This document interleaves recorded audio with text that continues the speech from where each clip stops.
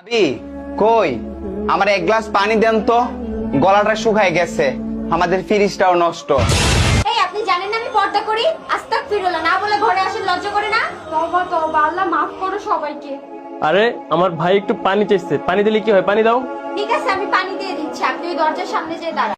ভাবি বুঝতে পারছি আপনি পর্দা করেন, কিন্তু আপনার এই কাজটা কিন্তু ঠিক হয় না। একটু ভদ্রতা বজায় রেখে কথা বলবেন। আল্লাহ পাক আপনাকে হেদায়েত দান করুক, আমিন। তুমি বাজার করে আনো। ওকে, তাহলে তুমি থাকো, আমি গেলাম। হ্যাঁ,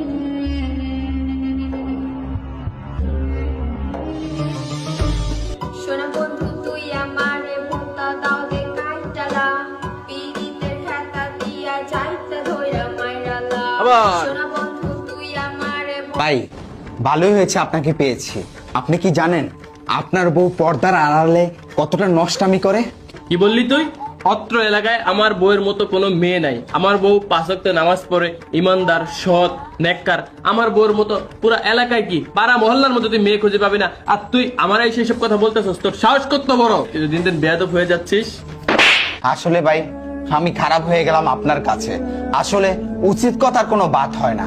আপনার হাত দুটা ধরি, আপনি একবার ঘরের ভিতরে লুকিয়ে থাকবেন কোনো খাটের তলে, দেখবেন আপনার বউ খালি করে কি কাজ করলো। করতেছো জান্নাত তুমি?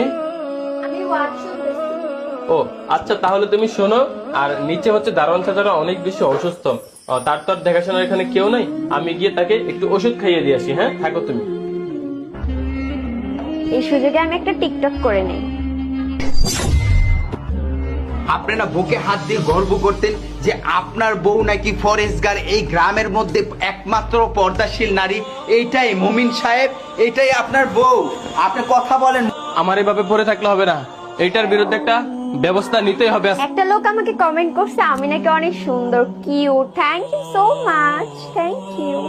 ভাবি আমার একটু টিকটকে ফলো দেন না, অনেকদিন ধরে আপনার টিকটক ভিডিও দেখতাছি। বায়ো তো ফরেস্টগার ব্যক্তি কইতো আপনারে, আপনি বায়োটার লই একটু টিকটক করেন, মনে শান্তি পাইবো। এই আপনার বউ পর্দাশীল, এই যে আসল রূপ ধরা পড়েছে। নাউজুবিল্লাহ, আস্তাগফিরুল্লাহ, এসব কি বলতেছেন আপনি? আর নাটক করতে হবে না।